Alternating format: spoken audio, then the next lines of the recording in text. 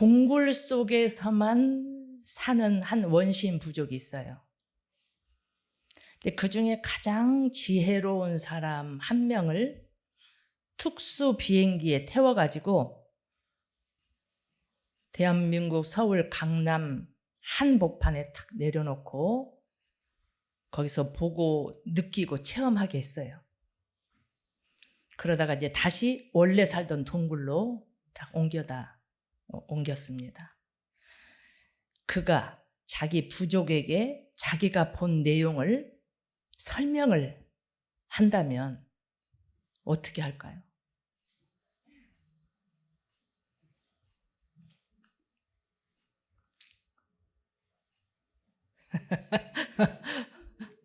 힘드시겠죠? 좀 제가 억지스럽게 비유를 해본 건데 대종사님의 그 심정이 어쩌셨을까 이제 조금 그렇게 한번 좀 말이 되는지 모르겠어요. 대종사님께서 시공의 차원을 넘어선 새로운 세계, 새로운 어떤 그 뭐랄까 자리라고 할 수도 없고 뭐라고 할 수 없는 그 세계를 보시고 새로운 안목, 새로운 견지가 열렸는데 그것을 저희들 범부 중생에게 어떻게 알려줘야 할 것인가 라고 고민을 하셨지 않았을까? 그랬었을 것 같은가요? 시공을 넘어선 그 자리, 뭐라고 할 수 없는 어떤 그 힘을 제가 그것을 호칭을 아빠라고 부르는 분이 예수님 말고 또 한 분이 계세요. 재밌겠죠? 제가 기대하면서 들어보세요. 열반하신 지 13년 되신 분이세요. 대행 스님이라고 비구 스님, 여자 스님이십니다. 들어보셨어요? 한마음 선언하시는 대행 스님이십니다. 그분이 원래는 부자였대요. 그 아버지가 부자였는데 일제에 저항을 하다가 전 재산을 다 뺏기고 갑자기 알거지가 돼서 흑석동 산마루턱으로 움막을 짓고 이사를 왔대요. 제 생각에 저쪽 우리 앞에 저거 보면 산마루가 어딘지 하여튼 모르겠지만 과거 그때는 여기가 다 이제 상상이 되시겠죠? 움집을 짓고 사는데 이 스님이 가장 맞이였대, 형제 중에. 근데 아버지가 너무 충격을 받아서 그러는지 원래는 덕인이었고 또 다른 사람한테는 안 그러는데 유독이 이 맏딸에게는 굉장히 혹독하게 뭔가 그러셨다고 해요. 그래서 꼭 담배 심부름을 낮에 보내면 좋은데 꼭 밤에 담배를 사오라고 시킨대요. 산에서 10여리 길을 담배를 사러 가면 얼마나 그게 무섭겠어요. 어머니가 역성을 들면 이제 두 분이 싸우는 거예요. 그러니까 그 두 분이 싸우는 것이 싫기 때문에 그냥 움막 밖으로 나와가지고 밤을 새는 날이 한 달이면 다 20일을 그렇게 했다는 거예요. 근데 겨울이 되면 추우니까 이마는 망태에다가 나뭇잎을 긁어서 그 안에 넣고 그 속에 들어가서 잠을 잤대요. 그러니까 너무 삶이 힘들고 그 혹독한 겨울에는 춥고 막 이럴 거 아니에요. 그러니까 여우가 나와도 하나도 무섭지가 않더라는 거예요. 그리고 그 여우에게 대화를 하는 거예요. 너도 아빠가 없냐? 나도 아빠가 없다. 이런 이야기를 하면서 그랬다고 합니다. 9살 어린 나이에 극도의 상황에서 극도의 상황이 되니까 자꾸 자기 내면의 세계로 이렇게 이제 빠져들어가는 겁니다. 근데 그렇게 심하게 야단을 맞고 쫓겨나면 만사가 귀찮은데도 그 원래 습성이 그런지 원망을 할 줄을 몰랐대요. 원망을 할 줄은 모르고 다만 누가 나를 이렇게 만들었나 이런 생각을 했다고 합니다. 누가 나를 이렇게 만들었나. 나를 만든 그 무엇이 있다면 나와라. 그러니까 아버지를 원망할 줄은 모르고 나를 만든 그 무엇이 있다면 나와봐라. 오로지 나를 만든 너 나와라. 너라고 할 수, 하여튼 뭔가 나와라. 이렇게 그 한 생각에 매달렸다는 겁니다. 근데 어느 날 마음속 깊은 곳으로부터 아빠라는 소리가 우러나왔다. 그러면서 그냥 하염없이 눈물을 맞으면 뜨거운 눈물을 흘렸고, 그렇게 아빠가 한번 등장한 뒤부터는 일체가 풀을 봐도 돌뿌리를 봐도 무한사가 다 그것이 아빠처럼 느껴졌다는 거예요. 그리고 아버지가 워낙 못 살게 보니까 차라리 마음속에 저 아버지 말고 내 속에 있는 이 아버지를 내가 아버지라고 생각을 해야 되겠다. 그렇게 하고 의지할 데가 없으니까 오로지 그 내면의 아빠에 매달렸더니 차츰, 시일이 흘러가기 차츰 그 내면의 아빠와 내가 둘이 아님을 느끼게 되었다. 간략하게 줄인 겁니다.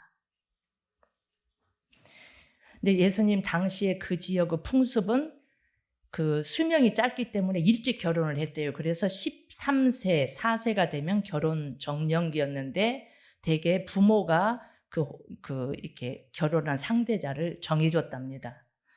그리고 가문의 명예를 목숨같이 여겨서 여자가 간음을 하면 돌로 쳐 죽이는 풍습이 있단 말이에요. 그리고 혼전에 임신을 해도 그래요. 그리고 집안의 남자들이 여자가 그 임신한 여자를 돌로 쳐 죽이어서 그 어떤 가문의 명예를 회복하는 것으로 이렇게 한 그런 풍습이 당시에 있었단 말이에요. 혼전에 임신한 마리아의 삶이 얼마나 힘들었겠어요. 상상이 되세요? 그리고 거기서 태어난 예수님의 고뇌는 어떠했을까? 이제 다른 형제들이 있습니다. 그 형제들이 있는데 거긴 다 누구예요? 마리아 그 성모님 요셉이었죠, 요셉. 이게 자녀들이 있어요. 형제들이 있는데 본인은 없죠. 이제 물론 요셉을 아버지라 부르는 이제 그런 건 잘 모르겠지만, 제가 예전에 경산 상사님 법문을 받던 적이 이제 종업사님 되시기 전에 받들었을 때 그런 말씀을 하시더라고요. 예수님께서 내 아버지는 누군가? 나의 진짜 아버지는 어디에 계신가? 내 아버지는 어디 계신가? 그 내 아버지는 어디에 계실까? 그 의문의 의문 끝에 내 육신을 낳아준 아버지를 넘어서 일체 만물의 아버지를 발견했다. 이 말씀을 하셨어요. 우리로 하면 그걸 뭐라고 해야 돼요? 일체 만물의 아버지? 우주 만유의 본원입니다.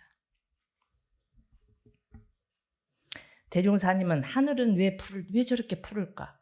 그리고 왜 강물은 가만히 있는데 바닷물은 들었다 나갔다 하는가? 나는 어디서 왔는가? 이런 의문을 가져서 처음에 우주 만물의 이치로부터 시작해서 인간 만사에 이르기까지 그 의문의 꼬리를 이었다.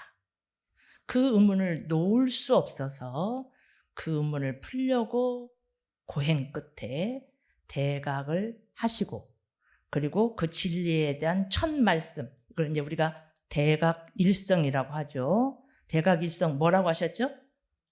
만유가 한 체성이며 만법이 한 근원이로다. 이 가운데 생멸 없는 도와 인과 보응되는 이치가 서로 바탕하여 한 뚜렷한 기틀을 지었도다. 서품 1장입니다. 한, 일이죠. 한, 뚜렷한, 둥글원, 원, 기틀, 상, 일원상입니다. 한 뚜렷한 기틀을 지었도다. 첫 표현입니다. 일원상, 첫 표현입니다. 그 이후에 상수제자 정산에게, 제자들에게 글귀를 주시면서 글을 써봐라 했는데, 상수제자 정산에게는 일원이라고 하는 글자를 주시고 글을 써봐라 하셨다고 했죠. 기연편, 정산종사법의 기연편 2장 말씀입니다. 그러니까 정산족사께서 글을 지어 올리셨죠. 번역하면 만유는 일로서 되고 천지는 크게 둥근 것, 이렇게 글을 써서 올렸다. 그러니까 이런 것들이 다 대종사님의 고심한 흔적이라고 생각을 합니다. 그리고 원기 4년에 김제 금산사에 가셔서 잠시 기거하실 때 그 별채의 문미에 그 문지방 그 위에 처음으로 그림을 그리셨죠. 어떻게? 둥근 이런 원상을 처음으로 그리셨다. 그리고 그 이름을 일원, 한일 둥그런 일원이라 하셨다. 자, 일원, 그것의 그것을 표현한 상징 일원상은 진리의 상징입니다. 법신불 일원상이라고도 우리가 합니다. 법신불 일원상 이 말은 법신불이 곧 일원상이다 이런 뜻입니다.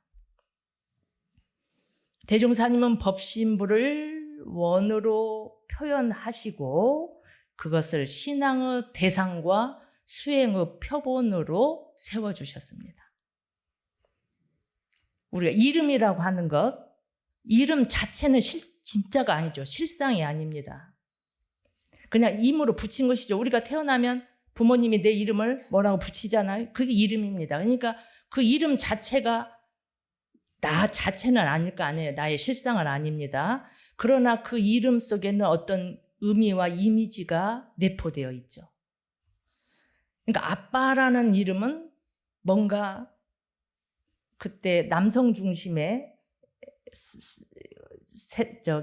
사회였겠죠. 뭔가 가장 강한 분, 의지처, 친근한 남성성 이런 것이 자기도 모르게 떠오를 것입니다.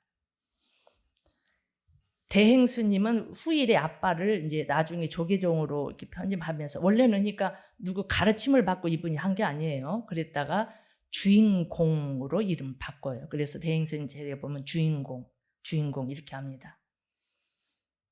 아버지, 아빠 이 말은 남성성입니다. 당시의 그 풍습이 아마 영향을 받았을 것이다 라고 생각합니다. 근데 우리는 대종사님께서 일원이라고 이름을 붙였는데 그 일원이 주는 그 이름이 주는 의미는 어떤 생각이 드세요? 일원 하면 이원이 아니에요. 일원이에요.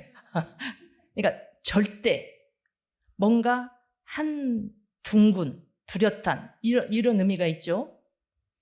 되게 우리가 하늘만큼 딸만큼 엄마 얼만큼 좋아해? 그러면 애들이 다 그만큼 좋아. 하늘만큼 딸만큼 그러죠. 두 팔로 큰 원을 그리면 그 속에 전체를 포함한 거죠. 우리 원불교인들은 진리를 사람의 형상으로 이미지화하지 않습니다. 어젯밤 기도 열심히 했더니 법신불이 나타나셔서 나에게 이런 말씀을 하셨다. 그런 말 하는 원불교 교도는 제가 한 번도 못 봤어요. 불교인들은 되게 뭐 내가 많이 아파서 기도했더니 관세음보살이 나오셔서 뭐 어떻게 했다 이런 이야기 많이 해요. 원불교 교도들은 이런 말 잘 안 합니다. 왜 그럴까요? 우리는 대종사님이 일원이라고 이름을 붙이고 일원상 이렇게 하고 하니까 그런 이미지를 그리지 않습니다. 근데 그래서 원불교 신앙이 어렵다고 우리가 말을 하는 겁니다. 법신불 사은 또는 법신불 일원상 이렇게 이름을 붙이는가 여기에 무슨 이미지를 그리기가 쉽지 않아. 그리면 우리가 이제 원으로 그리는 거죠. 원으로. 그래서 신앙심이 잘 생기지 않을 수도 있지만 그 대신 삿된 형상에 별로 유혹되지 않습니다. 원불교 교도들은. 경의편 4장 정산종사님 법문입니다. 제가 이제 지면이 부족해서 뒷부분은 제가 생략했어요. 한번 읽어보시죠. 정산종사 말씀하시기를 신앙을 하는데 세 가지 구분이 있나니 하근기는 우치하여 무슨 형상 있는 것이라야 믿고 좀 지각이 난 이는 우상은 배척하고 어떠한 명상에 의지하여 믿으며 좀 더 깨치면 명상도 떠난 진리 당체를 믿나니라. 그 뒤에 생략했는데 그 뒤에 법문이 뭐라고 나오냐면 어린아이가 울고 그러면 어떻게 해요? 과자나 놀이개로 달래고 그러죠? 조금 더 잘하면 어른의 이름을 빙자하여 이해시키고, 너 그렇게 하면 아버지한테 내가 일러 혼내게 한다 이렇게 하잖아요. 너 그러면 저 경찰 아저씨가 와가지고 이놈 해 막 이렇게 하잖아요.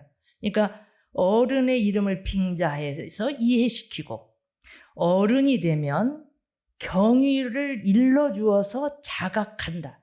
아, 이게 앞은 이렇고 선은 이렇고 뒤는 이렇고 이러해서 이게 옳고 이게 그렇고 이렇게 경위를 일러서 자각하는 것이 각각 내 지각이 나기에 있는 것 같나니라. 지금 시대의 일반 정도는, 이게 그 당시 정산용산이 말씀하신 그 시대의 일반의 보통의 수준은 어른의 이름을 빙자하여 달래는 정도다. 잘못하면 지옥 가 그러잖아요. 잘해야 천당 가 그렇게 하잖아요. 그러니까 무서운 어떤 유력의 힘을 빙자해서 이걸 달래는 정도다. 지금 시대의 일반 정도는 어른의 이름을 빙자하여 달래야 하는 정도지만 앞으로 차차 모든 사람의 지각이 장년기에 드나니, 그러니까 극도로 우리가 과학이 발달하잖아요. 그러니까 굉장히 과학적인 사고를 우리는 합니다. 모든 사람의 지각이 장년기에 드나니 멀지 아니하여 천하의 인심이 이런 대도에 돌아오리라. 근데 지금은 점점 성년의 시대가 되면 너 그렇게 하면 지옥 가 이렇게 하고 통하지 않는다는 거죠. 무엇이 진리고 무엇이 옳고 무엇이 아닌지 경위를 일러서 그것이 내가 이해되고 자각된 만큼 내가 그걸 지키는 거죠. 현대인은 종교를 찾지 않는다고 하고, 그래서 점점 종교 신앙하는 사람이 사라질 것이라고 운운하는데, 그러나 과거와 같은 이미지의 종교는 찾지 않지만 사람들의 지각이 차차 열려서 인지 수준이 성년이 되는 시대가 되면 진리를 직설로 그대로 있는 그대로 드러내주고 하는 이런 대도에 그 천하의 인심이 돌아오리라. 우리 교도님들은 지각이 지금 어느 때인 것 같아요? 어린 아기세요? 어른의 이름을 빙자해서 이해시키는 수준이세요? 모두 성년이시죠? 네, 이제 대종사님의 설명 방식에 한번 집중해서 보시면 좋겠습니다. 제1장 일원상. 일원, 이 말은 대종사님이 붙인 진리의 이름입니다. 아빠라고 붙일 수도 있죠. 다르게도 불릴 수 있죠. 근데 대종사님은 일원, 이렇게 이름을 붙였어요. 그리고 그것을 우리가 범부중생이 이게 진리라는 것은 없는 것이 없고 관여하지 않는 것이 없는데 그 탓에 형상이 있는 것도 아닌데 이것이 뭔가 보여주지 않으면 벙벙해서 모르니까 이제 고심 끝에 이렇게 그림을 그려주셨다. 그러니까 이것은 일원상은 진리를 상징해서 진리의 사진이다. 우리가 이렇게 쉽게 표현을 하는 겁니다. 왜 하필 원으로 그려서 보여주셨을까? 아마 고심 끝에 이 원이 가장 진리를 표현하는데 가깝다고 생각하셨지 않았을까? 이건 알 수 없습니다. 이렇게 이제 추정해 보는 겁니다. 자, 원이 가지는 이미지는 뭐예요? 시작도 없고 끝도 없다. 그죠? 이게. 그 다음에 돌고 돈다. 텅 비었다. 가득 찼다. 이게 다 적용이 됩니다. 어느 방향에서 봐도 똑같죠. 공정하다. 평등하다. 뭐 이런 이미지를 이 원이 가지고 있습니다. 여하튼 대종사님께서는 이것을 원으로 그려 보여주셨습니다. 그리고 이제 제1절 일원상의 진리는 그 대종사님이 깨달으신 일원에 대한 그 진리에 대한 대종사님의 설명입니다.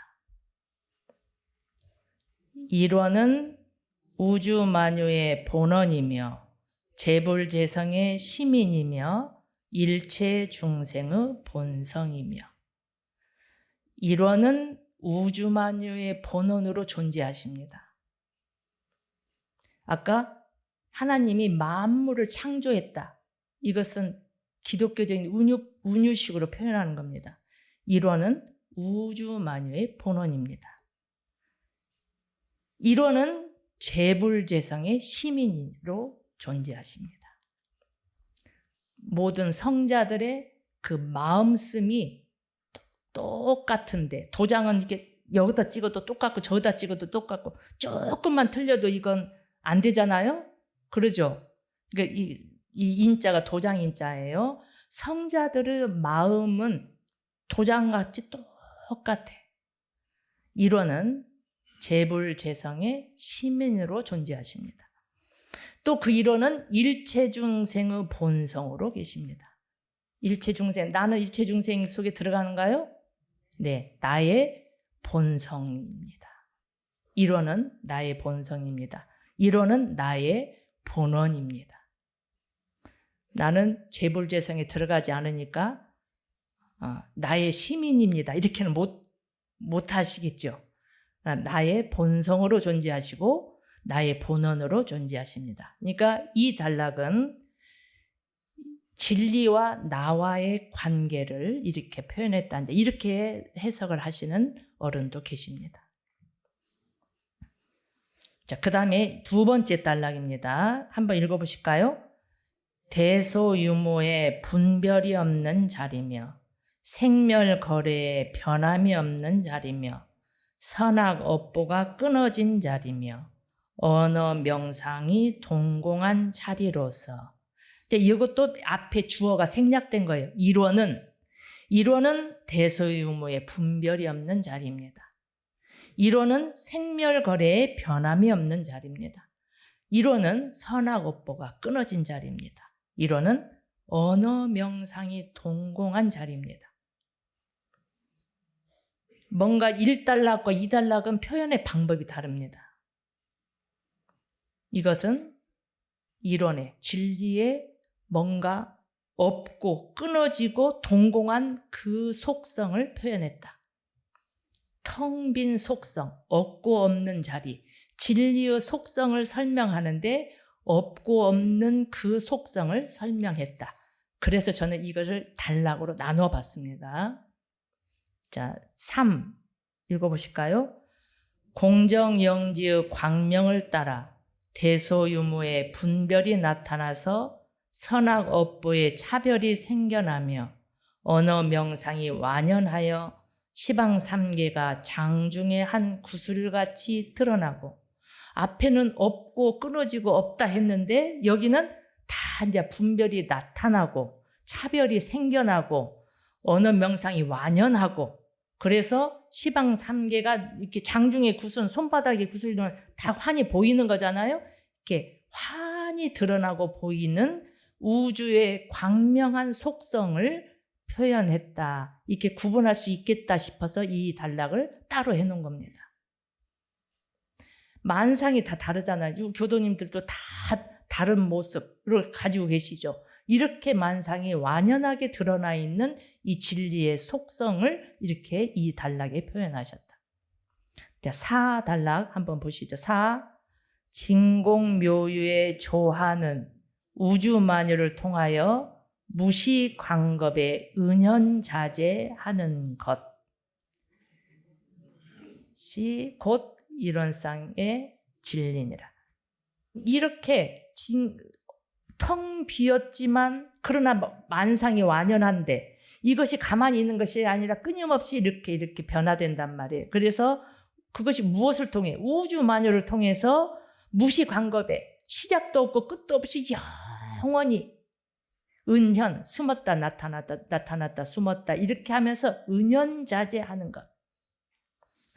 영원한 세월을 통해서 나타났다 숨었다 나타났다 생사 생멸로 이렇게 하면서 우주만유로 생성화육하는 이 진리의 조화의 속성을 저는 따로 이렇게 구분을 해본 겁니다. 즉 진리, 이론의 속성을 세 가지 속성으로 구분해 본 겁니다. 어떤 속성?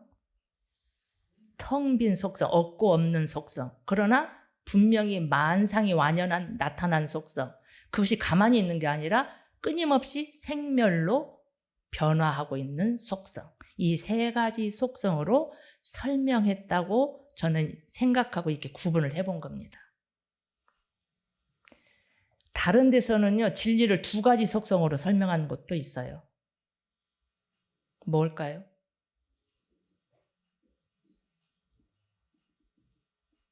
이론상 서문에서는 유상으로 보면, 무상으로 보면 이렇게도 되어 있습니다. 그 말은 뭔 말이냐면 변하는 면으로 보면, 불변하는 면으로 보면 불생불멸, 인과보험 이렇게 설명할 수도 있습니다. 기독교에서는 세 가지로 하나님의 속성을 설명합니다.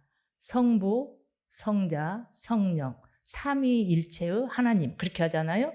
이 세 가지 속성으로. 불교에서 법신, 보신, 화신 이런 것도 되게 세 가지 속성으로 설명을 합니다. 그러니까 이건 정해진 건 없죠. 뭐라고 할 수 없는 그 진리의 세계를 중생들에게 알기 쉽게 설명하는데 그 방법을 그렇게 여러 가지로 했겠죠. 또 다르게 설명한 것이 있어요. 우리 정전에. 8가지로 설명한 게 있어요. 8가지로. 천지팔도입니다. 천지팔도. 기독교 신앙을 굉장히 열심히 하고 성경을 줄줄 외우는 분이 계셔요. 제가 누구라고 하면 알게 되니까 어느 교무님의 어머니세요. 근데 그분이 나중에 원불교를 만나가지고 이제 원불교를 귀의를 해서 뭐 이렇게 자녀들이 교무님이 되고 했는데 그분이 천지팔도를 보고 깜짝 놀랐다는 거예요. 하나님을 이렇게 자세히 상세하게 설명을 했구나 했고 정말 감동을 받았단 말을 제가 들은 적이 있습니다. 하나님은 무소부재하시다. 전지전능하시다. 이런 말 하잖아요. 그렇게 정도가 아니라 하나님은 어떠시고 하나님은 어떠셔요? 지극히 밝으시고 지극히 정성하시고 공정하시고 순리자연하시고 광대무량하시고 영원불멸하시고 이렇게 설명했다면 이렇게 천지팔도잖아요. 이렇게도 설명을 할 수 있다. 오늘 여기까지 하겠습니다.